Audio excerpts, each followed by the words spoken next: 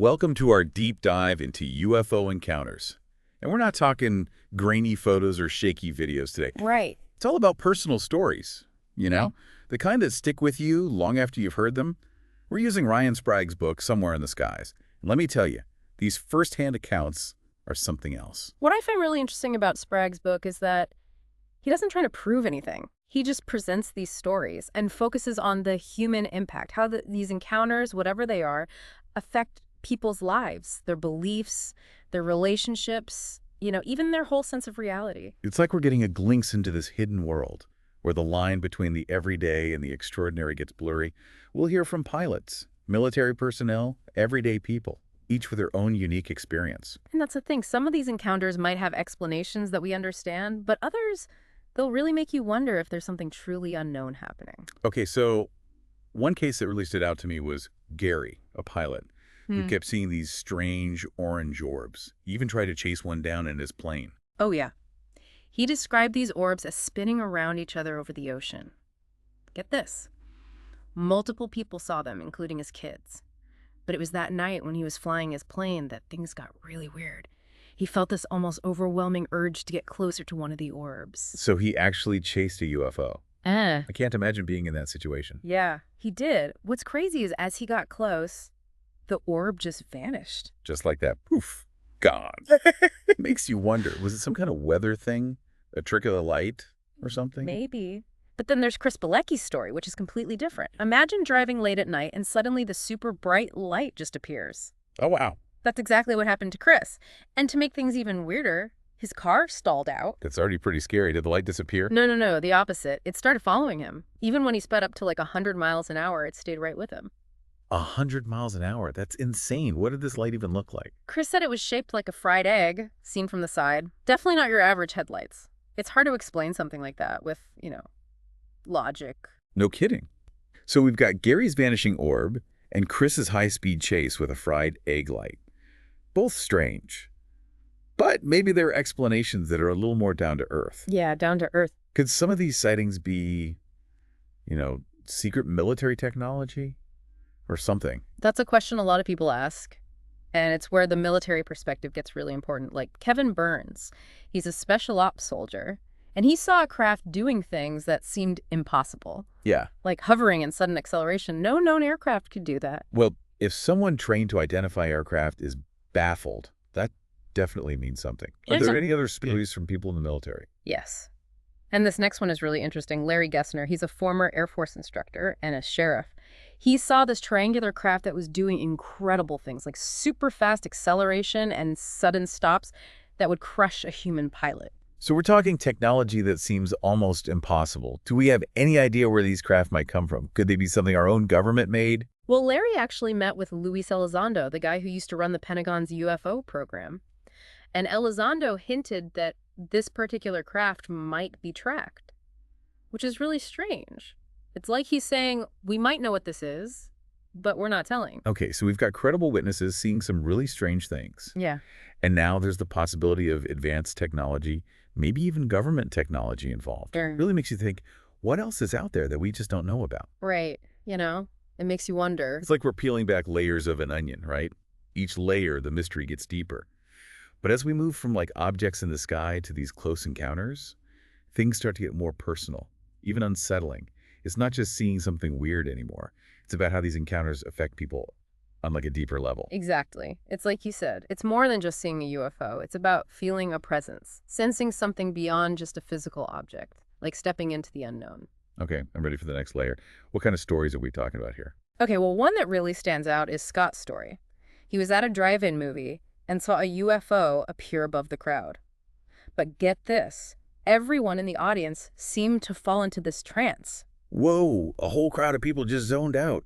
That's kind of creepy. Did anyone else even notice? And to make it even stranger, Scott experienced missing time. Like a chunk of the evening just vanished from his memory. That's messed up. That's not just seeing a weird light. That's messing with people's minds. Right, like their perception of reality was altered. And Scott's not the only one. Jennifer had this encounter with a huge silent craft that just appeared next to her car. It materialized out of thin air and then vanished just as quickly. Wow. That's got to be terrifying. Just driving along and suddenly there's a UFO right next to you. You'd think she'd be traumatized. But her initial fear turned into this feeling of being chosen, like the encounter was part of some kind of spiritual awakening. So even though the events themselves are similar, the reactions can be totally different. It shows how personal these encounters really are. Definitely. And then there's Linda, who saw a fleet of triangular craft hovering over her house. Multiple witnesses saw it. And the scale of the event was just overwhelming. She felt like she's being used for some kind of intergalactic communication, but wasn't sure she wanted to be a part of it. I mean, these stories are so fascinating because they really push the limits of what we think we know. They challenge our assumptions and make us question our place in the universe. And what's interesting is these triangular craft keep coming up. Like Kieran and Cameron, two brothers, they also saw a similar craft with bright lights moving slowly and silently. Didn't Larry Gessner, the Air Force instructor, also describe a triangular craft? You got it. And it makes you wonder, are all these triangular craft connected somehow? Are they different parts of the same phenomenon? It's like a puzzle, with each encounter giving us a new piece. But we're still trying to figure out the big picture. Are people seeing the same thing, or are there different types of craft out there? Another interesting perspective comes from Sean. He saw a triangular craft too, but he thinks it was man-made, based on what he saw through his binoculars. But if it is human technology, why all the secrecy? Good point. It's like those Navy UFO videos where even military personnel were saying it could be extraterrestrial. If it's not ours, then whose is it? It makes you wonder if we're moving from an era of denial to one where we're at least admitting that there are things we don't understand. Maybe there are technologies or things happening that are just beyond what we can grasp right now. Okay, so we've gone from objects in the sky to close encounters, and now we're about to head into even more uncharted territory, right? Yes. The next part of our deep dive takes us into the world of alien abduction. These are the stories that really get people talking, both fascinated and scared. But it's important to remember that these are deeply personal experiences, and we should approach them with sensitivity and an open mind. I'm definitely intrigued and maybe a little nervous, but I'm ready to hear these stories. Let's explore what people have said about these alleged abductions. What makes them so different from the other encounters we've talked about? Alien abduction. It's a topic that really gets people's imaginations going. Some people are terrified by it, others are fascinated. But what really makes these experiences different from the sightings and close encounters we've talked about so far? Well, I think the main difference is this feeling of losing control, like your agency is taken away. With sightings and close encounters, there's often this sense of observation, like you're witnessing something incredible. But with abductions, people feel like they're being acted upon, subjected to something they don't understand and didn't consent to. That must be a really unsettling feeling. It's like the unknown, but with this added layer of vulnerability. Exactly. And that vulnerability often leads to fear, confusion, even violation. It makes sense that these experiences can really mess with people's lives. So let's get into some of these personal accounts. What kind of stories are we talking about here? Okay, so one of the most chilling stories in Sprague's book is Claudette Huber's. She describes being taken from her bed as a child, paralyzed, encountering beings with these large black eyes. It sounds like something out of a movie, but for Claudette, it was all too real. And her story highlights something that's common in a lot of abduction stories, this dreamlike quality. The line between reality and subconscious gets blurry, which makes it even harder to understand and process. It must be incredibly tough to try to make sense of something like that. Do other people describe similar experiences? Oh, yeah. And the details are often surprisingly similar. Like Brett, he says he's had encounters with beings from another world his whole life. He describes these vivid childhood experiences, recurring abductions, even physical evidence like scars. Scars. That's intense. That takes it to a whole new level.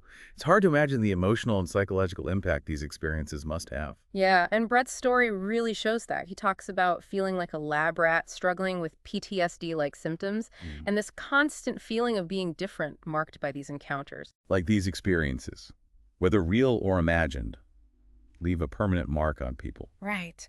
And then there's Michael Carter, who describes encounters with beings he calls his shock-colored friends. They appeared in his bedroom.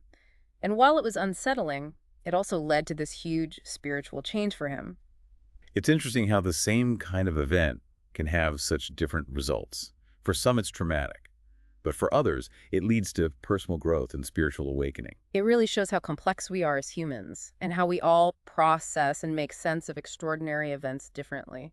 So how do we even begin to reconcile these stories with what we know about the world? Do we just dismiss them as hallucinations or fantasies? Or is there something more to them? How are researchers and therapists approaching this phenomenon? Well, more and more experts are realizing that just dismissing these experiences isn't the answer. People are reporting them and they're deeply affected by them. So the question is, how do we approach these stories with empathy and understanding, but also maintain scientific rigor? That seems like a tough balance to strike. Where do we even begin? We have experts like Dr. Jeffrey Bennett. He's a NASA scientist, and he acknowledges that UFOs are possible. He recognizes how vast space is and doesn't rule out extraterrestrial life. But he also emphasizes how difficult it would be to actually prove that aliens are visiting us. That's a scientist's perspective, looking for concrete evidence, which is understandable. But what about the human element? That's where the work of Dr. Errol Farouk comes in. He's a sociologist, and he studies the transformative impact of UFO encounters. He recognizes the need for more scientific research in this area. It sounds like there's a real need to bridge the gap between scientific inquiry and these personal experiences people are sharing. Definitely. And organizations like MUFON are trying to do that. They're dedicated to investigating UFO sightings and experiences, but they also emphasize the importance of careful analysis and debunking hoaxes. Mark D'Antonio, their chief photo and video analyst, believes in separating real cases from misidentifications and fakes. It makes sense to approach these claims with a healthy dose of skepticism. But what about proactively searching for evidence? Are there any efforts to capture more concrete proof of these phenomena?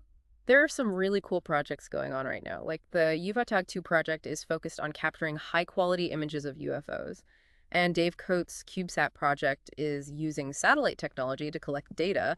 And then there's the UFO Data Project, which is deploying advanced sensors to monitor potential UFO activity. It's great to see these initiatives using new technology to investigate what's long been considered a fringe topic. It shows that people are more willing to explore the unknown, even if it challenges what we think we know about the world. But with all the technology and research, it's important to remember the human element. We're talking about real people who are trying to make sense of experiences that are often hard to explain or talk about. What kind of support is available for people who believe they've had these encounters? That's such an important aspect and one that often gets overlooked. Michael D. Swords is a therapist who worked with Vietnam veterans and later with UFO experiencers. And he sees a lot of similarities between PTSD and the trauma that can result from abduction experiences. He emphasizes the need for understanding and compassion when treating people who are struggling. So even if the cause is different, the effect on the person can be really serious and requires specialized care. Exactly. And that's why support groups like CERO are so important. It was founded by Yvonne Smith and provides safe spaces for people to share their stories and get support from others who have been through similar things. It's a good reminder that these stories are more than just stories. They're about real people who have had their sense of reality shaken and their place in the world questioned. What about Ryan Sprague, the author of the book we've been talking about? What's his take on all this? Sprague says that listening to so many stories over the years has changed how he sees the world. He's left with this feeling that there's more to all of this, a mystery that keeps him searching for answers. So where does that leave us? What have we learned from this deep dive into UFO encounters and alien abduction? You know, it's not about proving or disproving UFOs. It's about acknowledging that these experiences have a real impact on people. It's about being open to the possibility that we don't know everything about the universe, that there might be things out there that we can't even comprehend right now. I think that's a great point. It's about approaching the unknown with curiosity, humility, and empathy. These stories challenge us to expand our thinking and consider how much we don't know. I agree. We might not have all the answers, but these stories encourage us to question, to explore, and to stay open to the mysteries that are all around us. So as we wrap up our deep dive, I encourage you to explore these stories yourself. Read the accounts. Listen to the witnesses. Engage with the mystery. Maybe you'll even have your own encounter with something that defies explanation. Thanks for joining us.